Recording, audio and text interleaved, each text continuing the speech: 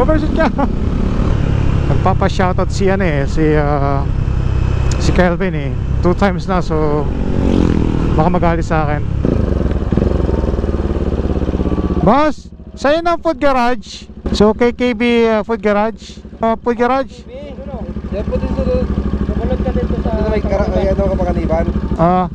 Okay. Salamat boss. Salamat.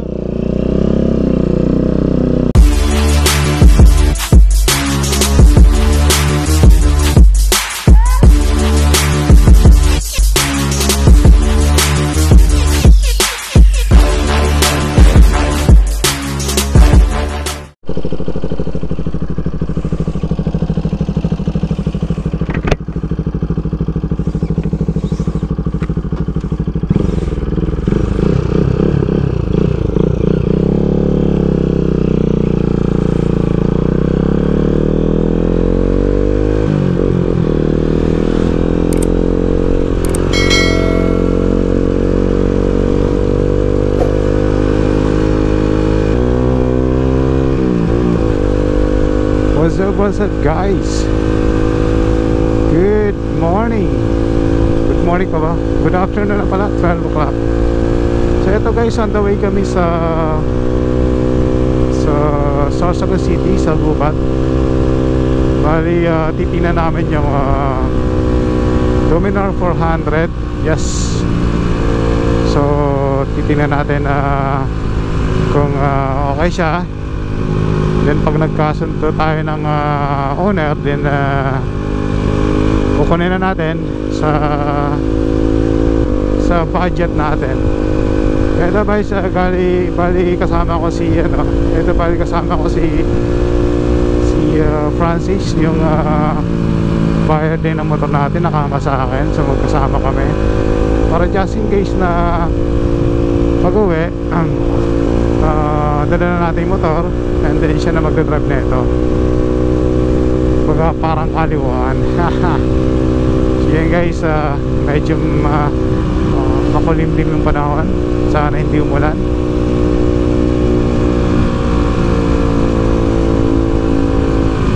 Ganda ng kalsada rito sa Gubat, oh, yung papuntang Gubat.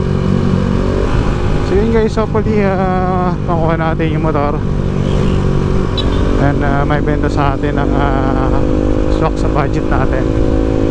Kasi alam mo naman natin na hindi tayo mayaman eh. Ano na tayo, simpleng mamamaya. Alright.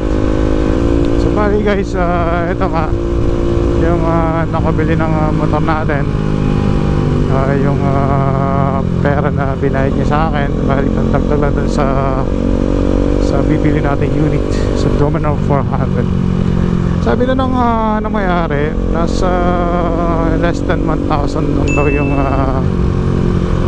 yung audio niya.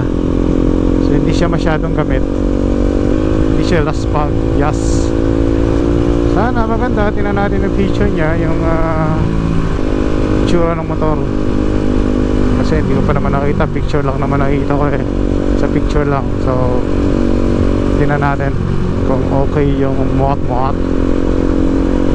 So sana guys, in God's will, makuha natin ngayon, right?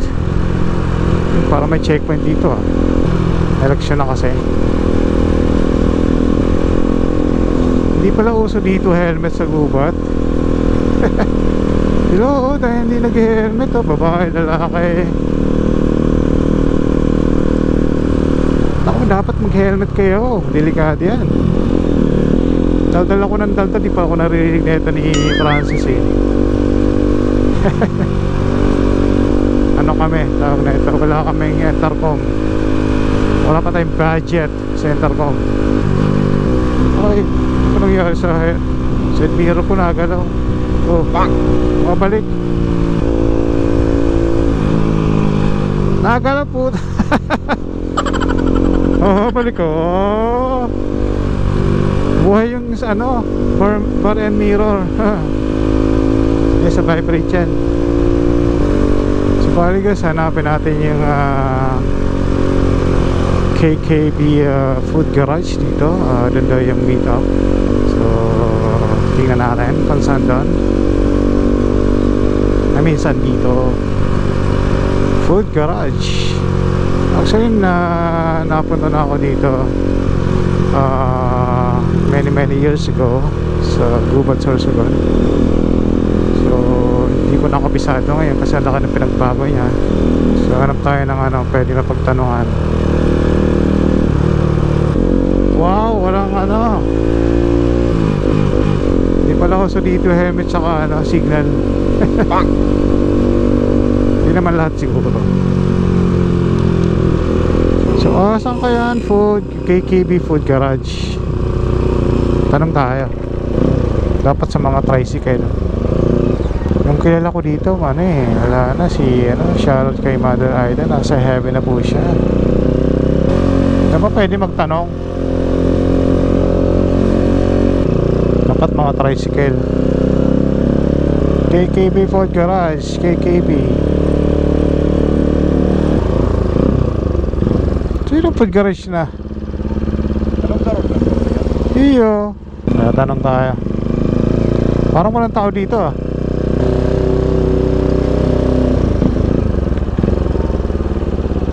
Boss, sa'yo ng food garage? KKB? So KKB Food Garage? One garage? Hindi, KKB. KKB? KKB Food Garage? Aram, KTV One Garage. KKB Food Garage. Food Garage? KKB? Food Garage? Yan po din sa sumunod ka dito sa may kapakaniban. Diretso lang. May masulod pa rin niyo. Yan po din Karabay. Parang ka yan? O diretso lang? Okay. Basta madiretso lang ako. Okay. Salamat boss. Salamat. Yun nga guys, medyo malayo pa na tayo. Hindi naman malayo. So naituro na sa atin yung KKB Food Garage. Di ko lang alam kung saan dito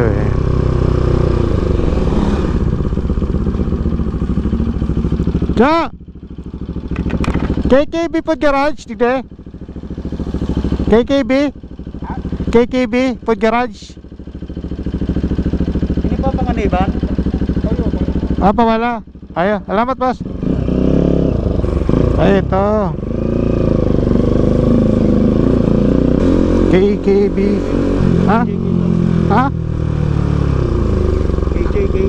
KKB. KKB. Ayun, ito to. KKB. Ito.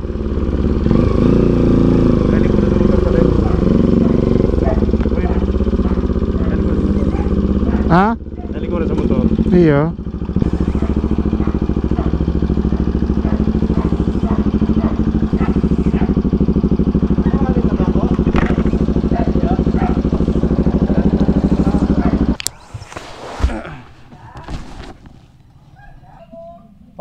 Ay, guys na. Hindi na may babalik.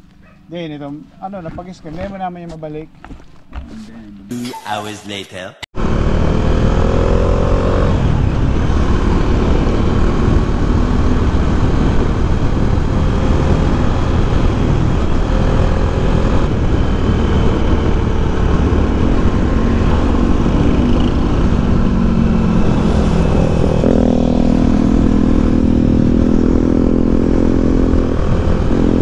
Gwapo talaga ng NS200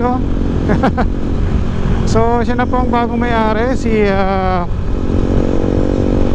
Francis. Sana alagaan mo siya mabuti. Gwapo talaga niya ni NS200. Alam mo nyo guys, ayaw ko sanang bitawan si NS200 Ayun, bakit? Napamahal na ako sa kanya masyado. Kumbaga sa beginner na semi big bike. Yes, this is a semi big bike dahil nga 200cc siya. So I called it semi big bike. I don't know if tama yung correct me if I'm wrong. Pero para sa akin, yes, yung mga cannot afford to buy a big bike. So sa semi big bike na NS200 is good for me. Kumbaga first timer na semi big bike. Kaya bilis na ito medyo nagagaman niya na yung motor. So actually nagamit niya na to last time nung tinesting niya to going to Misibis na try niya na to. Medyo gamay saka gumagamit na rin siya dati ng D-clutch. So gwapo ng motor. So yun nga, alaga natin yung NS200 from change oil to accessories, linis yan. Kung may konting ulan at nabasa siya na o naputikan na washing na naman tayo, ganyan po natin kaalaga yung motor natin. Siguro kung may pera ako, hindi ko siya bibitawan since na wala tayong pera. So kailangan natin mag-upgrade. So nagkataon naman na ito si Francis naghahanap ng motor na ang pinagpipili niya sana yung PCX. Pero sabi niya sa akin, kung sunod nakuha niya yung motor mo, kung ibibenta mo sa akin sa ganitong presyo, tamang tama. Sabi ko, sige, pag-usapan natin. Yun nga, nagkasundo kami nila hanggang sa mabili ko na itong si Domeng. So as of now guys, wala pa akong pangalan dito kay Domeng pala. Kasi sis na yun ang popular na name ng Dominar 400, yun muna natawag natin for the meantime. Pero hindi ko alam, tanong ko yung anak ko saka ng asawa ko kung ano pwedeng pangalan dito sa mot na to kay Domeng, and then tingnan natin kung ano ang maganda o bagay. And, salamat yun nga guys, salamat sa mga suporta. Dahil ito nga guys, mabot na tayo na 2,000 plus na subscribers. Thank you guys. Sana hindi kayo magsawa sa pagsuporta sa akin. Sana din huwag kayo magsama sa panonood ng mga video ko, and also sa mga susunod na mga post ko. And sa mga hindi pa po nakakapag subscribe, pwede pa kayong mag-subscribe sa channel ko, RID40. It's right 40. Please hit the subscribe button and notification bell para lagi kang updated sa mga videos na ipopost natin. Okay? Woo! Ang ganda ng truck talaga na ito. Alam nyo guys, alagang-alaga ko yan ever since na pinili ko yan. And then sabak na sabak din yan sa mga endurance. Ito nga, 3 beses na ako sumali ng Moto-Ad, Sorsogon, ng 500 kilometers, and also isang 650. First time ko sumali ng 650 kilometers. Natapos po natin yan. Finisher pa tayo. Moto-Ad 2022 summer and October 2022, and also 2023 ito nga na nakaram summer na Moto Rally DL by GT23. Yung April po yan. Ay, nagaskasan yung helmet ko, nabinyagan. See you pala sa Moto-Ad. So yun, tuwang-tuwa naman si Mrs. dahil nga maiuwi ko na tong seldom used na bagong motor. Don't worry po, Judge Pura, malagaan ko tong motor na to. So bali, inanungkot nga po si sir na ayaw niya sana ibenta yung motor dahil nga unang-una hindi pa masyadong matagal to sa kanya, kaya medyo masakit para sa kanya. Ganun naman tayo mga owner talaga, na pag nakita natin na kumbaga pag napamahal sa ating isang bagay, kumbaga mahilig tayo sa motor, pag pinakawala natin ito parang tayo nasasaktan. Yeah, medyo kabisado niya ng motor. Nagbabanking na rin si Francis. Alright Francis, go! Sali ka na sa grupo. So meron pa tayong grupo guys. Yun po yung RID40 Ride 40 group. Actually hindi naman po ito malaking group. Ito lang po yung YouTube channel natin. Dahil nga po marami tayong friends na mahilig magmotor. Hindi mo na po kami abot ng 10. So hindi naman po kami nagre-recruit dahil nga po hindi naman kami masyadong active sa mga meeting ganyan. Pag may nagkakayaan lang po, kasama kami po mag-rides yan. Pag medyo free, since may mga trabaho sila.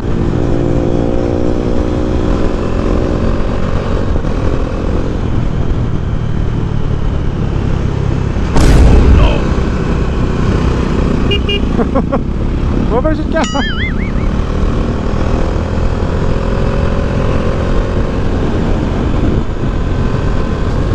Anyway guys, ginawa na tayo ni Francis kasi hindi pa niya masyado kabisado yung kalsada rito. And then nag-overshoot siya ng konti. Pero hindi naman siya na paano, parang hindi niya pa gamay yung motor saka yung kalsada. Since the first time niya itong mag-ride na medyo malayo, Sorsogon. Ang ganda talaga ng kalsada rito sa Sorsogon City. Tingnan mo naman yan. Although medyo may mga lubak ng konti, pero maganda, malinis eh.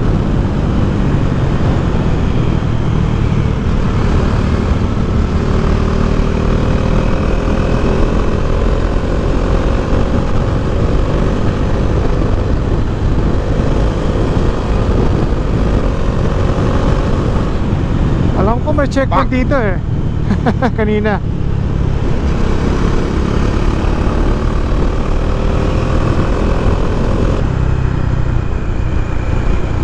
Oh no!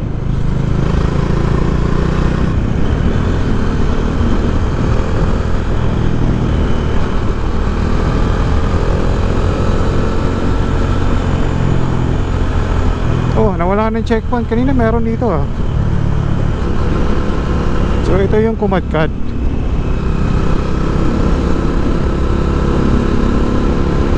Kasilya, sorry. So dito na po tayo sa Castile eh,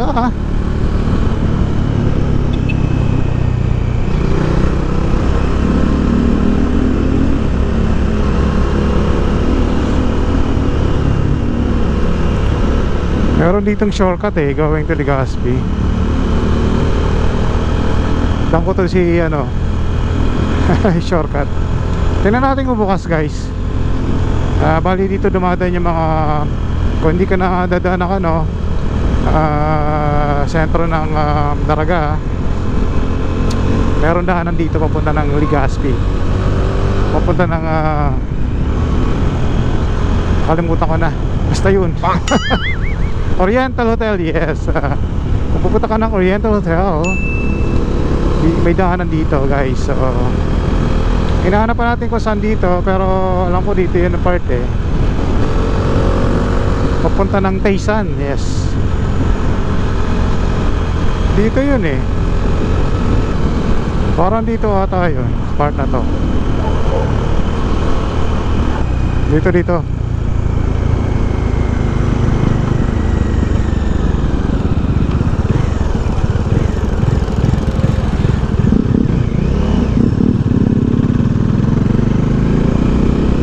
so ito yung papunta ng Legazpi siya, ano, parang bypass road na to ng papunta ng Legazpi.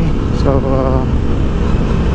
ito papunta ng Kagbakong, ayun, papunta bago yan, hindi pa ako nakapunta. Next time boys, next time guys, punta natin yan. For now, uwi na tayo, medyo napagod tayo ng pakikipag-deal dito kay Domeng. Bali guys, nakakatawa dahil ito yung first time natin na magka big bike. Sa mga cannot afford to buy higher than 400cc, so sa mga swak na budget, dito po kayo kay Domeng. Next time guys, sa mga vlog ko, yan, i-review natin to, kasi yung last na review natin about sa Domeng kay Dominar 400 is hindi, wala naman sa plano yung parang ano lang, quick ride experience lang. First time na maka-experience ako ng 400cc. So next time dito na natin i-vlog natin about sa 400cc na to kay Domeng. Abangan nyo na lang guys, and sana hindi kayo magsawa sa kakapanood. Ang ganda rin ng kasada rito. Yung mga ayaw dumaan sa sentro ng Legazpi, pwede po dumaan dito. Pero my advice is umaga lang. Paggabi kasi rito medyo madilim, so para iwas aksidente tayo, kung medyo lalo na mahina yung ilaw natin, pwede kang dumaan ng doon na lang sa dati, sa papunta ng Daraga, sa main road. Ito kasi bypass lang to sa mga small vehicle usually. And then kung gabi na, wag na, hindi to advise, hindi ko naman sinasabi na napakadelikado masyado, pero madilim po siya. So hindi kabisado yung lugar na to, like ito mga blind curve. So alam niyo na, delikado yan. Ayan, pababa, pakyat. Ito kasi Francis, first time niya makadaan dito eh. So ito naman bago lang kasala to, kasi nung 2019 ano to eh, ginagawa pa. So after that, dito na rin ginagawa yung Moto Ad, karamihan sa mga event ng Moto Ad Sorsogon. Endurance challenge dito, isa to sa mga kalsada na ginagamit. Yes. By the way pala guys, munti ko na makalimutan, shoutout pala kay Kelvin Competente from Barangay Kali, TV Albay. Shoutout. And also baka ko makalimutan kay Mayor ng TV Albay, si Mayor Villanueva. Kilala ko kasi sila yung family nila kaya shoutout. Hi to Ate Mavic Villanueva, asawa po ni Mayor. And then yung mga kompetente naman kilala ko sila. Nung college po tayo, doon ako lagi. Kumbaga doon ako natambay ng 1 week. Pag walang pasok. Gala po tayo ng college tayo, kaya eto, walang katapusang gala, motor naman. Nagpapa-shoutout si Kelvin 2 times na, so baka magalit sa akin. And kumpare ko yung kapatid niya, si Lodek, shoutout, Simon po siya. Kumusta ka na kumpare? Kumusta yung inaanak ko? Makulit pa ba? Yun, makulit. So yung po kasada dito medyo maraming putik, delikado po yan. Kulay yan, yung clay na yan. Nako, adalas po niya pag maulan. Napakadalas, para po yung sabuan. Lalo pag napunta niya sa pintura na yan, guhit na yan, napakadalas, napakadelikado po yan. Hindi na po tayo sa Bangkirohan, Legazpi City. So ito po, meron bagong kasada dito going to Sorsogon sa kanan ko. So ito sa kaliwa ko po, going to Legazpi. So next time po, yung sa may likod ko, iba-vlog natin yan. Meron po yung kalsada going to Sorsogon, straight to Sorsogon. I think it's Manito to Bacon, I think. Hindi ko sigurado. So hindi pa kami nakakapunta dyan, hindi pa natapos yung kalsada, pero may nakita na ako mga nagbablog na pinapakita yung bagong kalsada, pero hindi pa po siya tapos, hindi pa sa accessible. So putol pa yung kalsada.